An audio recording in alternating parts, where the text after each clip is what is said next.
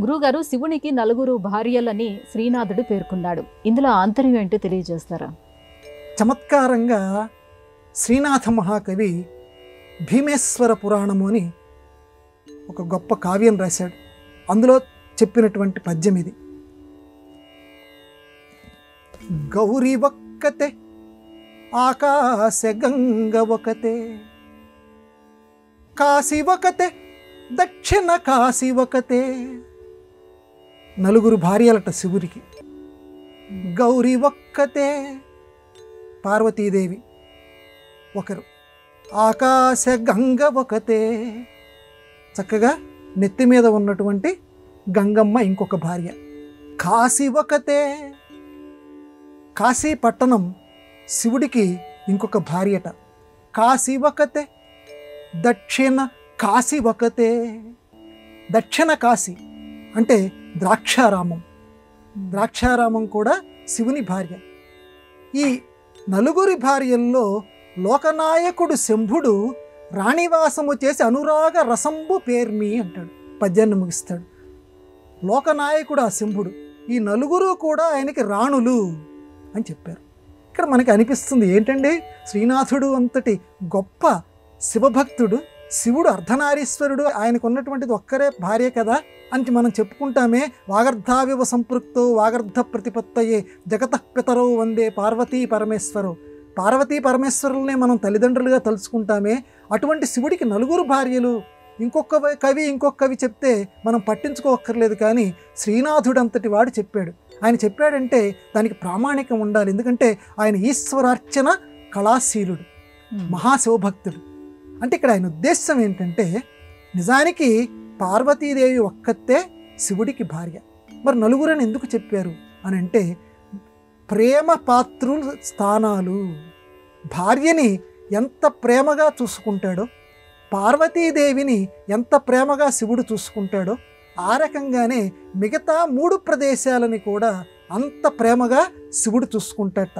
కాబట్టి ఈ 3 ప్రదేశాల్లో కూడా మానవులు గనక సంచారం చేసేటప్పుడు ఇవి శివునికి చాలా ఇష్టమైనటువంటి ప్రదేశాలు అని గుర్తుపెట్టుకోవాలని చెప్పటం కోసం ఆయనకి చాలా ప్రేమ, భార్య యందు ప్రతివారికి ప్రేమ ఉంటుంది కదా, ఆ రకంగానే శివుడికి కూడా ఈ 4 యందు చాలా ప్రేమ ఉంది. అంతవరకే మనం స్వీకారం చేయాలి. ఇందులో ఆకాశ గంగా స్నానం చేయటం ఆయనకి చాలా ఇష్టం, కాబట్టి గంగ అంటే ఆయనకి ఇష్టం అని చెప్పారు. ఇంకోటి కాశీ పట్టణమే ఆయనకి భార్యట. ఎందుకంటే వ్యాసుడు అంతటి వాడు శిష్యులతోటి ఒకరోజు అన్నం దొరక్కపోతే కాశీనే శపించాలి అని సిద్ధమైపోయాడు. అప్పుడు ఆ విశాలాక్షి దేవితోటి, ఆ పార్వతీదేవితోటి శివుడు చెప్పాడు, కాశీ అంటే నాకు చాలా ఇష్టం, అటువంటి నా కాశీని నశించిపోగాక, నాశనమైపోగాక అని శాపం పెట్టడానికి సిద్ధమైపోయాడు. ముందు వాడికి అన్నం పెట్టని చెప్పి వ్యాసుడికి శుభ్రంగా భోజనం, వ్యాసుడికి అలాగే చుట్టూ ఉన్నటువంటి ఆయన శిష్యులందరికీ భోజనం పెట్టించిన తర్వాత, నాకు ఎంతో ఇష్టమైనటువంటి కాశీనే 3 తరాల పాటు ఇక్కడెవరికి కూడా తిండి దొరకకుండా ఉండుగాక, 3 తరాల పాటు ఇక్కడెవరు విద్యని అభ్యసించకుండా ఉండురుగాక, అసలు విద్యాగంధమే లేకుండా ఉండుగాక అని శాపం పెట్టబోతున్నాడు. ఇలా నీళ్లు వదలబోతున్నాడు, అప్పుడు అడ్డగించేశారు. భోజనం అంతా అయిపోయిన తర్వాత, ఇలాంటి శాపం నాకు ఇష్టమైన కాశీకి పెట్టబోతున్నాడు ఈ వ్యాసుడు, కాబట్టి ఇటువంటి వాడు నా కాశీలో ఉండటానికి వీలు లేదు, వెళ్ళిపోమ్మని చెప్పు అని వ్యాసుణ్ణి కాశీ నుంచి బహిష్కృతుణ్ణి చేస్తారు. అందుకే ఇప్పటికి కూడా కాశీకి దగ్గర వ్యాస కాశీ ఉంది. నేను ఇక వెళ్ళలేను, నిన్ను విడిచి నేను వెళ్ళలేను అని అంటే, సరే దగ్గరలో ఉండు అని చెప్పి కొన్ని తిథుల్లో, పౌర్ణమి ఇలాంటి తిథుల్లో మాత్రం నువ్వు రావడానికి అవకాశం ఉంది, ఆ ఒక్క తిథిలో మాత్రమే కాశీ లోపలికి రావాలి, అప్పటిదాకా నువ్వు బయట ఉండని చెప్పి అనుగ్రహం చేస్తాడు. సరే, మొత్తానికి మనం చెప్పుకోవాల్సింది ఏంటంటే, కాశీ ఒక్కతే, దక్షిణ కాశీ ఒకతే. ఆ కాశీ పట్టణం ఆయనకి చాలా ఇష్టం. అందువల్ల మిగతా పట్టణాల్లో కూడా శివదూషణ చేయకూడదు, మంచివారి దూషణ చేయకూడదు, కాశీలో అసలు చేయకూడదు. ఎందుకంటే కాశీ ఆయనకి చాలా ప్రేమాస్పదమైనటువంటి పట్టణం అని ఇక్కడ గ్రహించాలి. అలాగే చిట్ట చివర దక్షిణ కాశీ, ద్రాక్షారామం.